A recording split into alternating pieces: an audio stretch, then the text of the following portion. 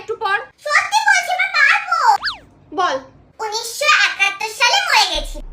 মরে গিয়েছিল কি? বল পরলোক গমন করেছিলেন। একই তো হলো। পড় আবার। লাইন বাই লাইন পড়বি, একটা শব্দ যেন এদিক থেকে ওদিক না হয়। হ্যাঁ রে, এটা কি লিখছিস তুই? এই কাকের ঠ্যাং, বগের ঠ্যাং, ক কোন দিকে, গ কোন দিকে? গোটা গোটা করে বড় বড় করে লেখ, তাহলে বেশি বেশি নম্বর পাবি। হয়নি, আবার পড়। ঠিক করে বল। কোথায় বকলাম তোকে? আমাদের স্যারেরা জানিস পিঠে চাল ফাটিয়ে দিত, তোকে কিচ্ছু বললে এখন কাঁদতে আরম্ভ করিস। আজ চোখ মোচ, চোখ মোচ। মেরেছি তোকে আমি, কাঁদছিস কেন? চোখ মোচ।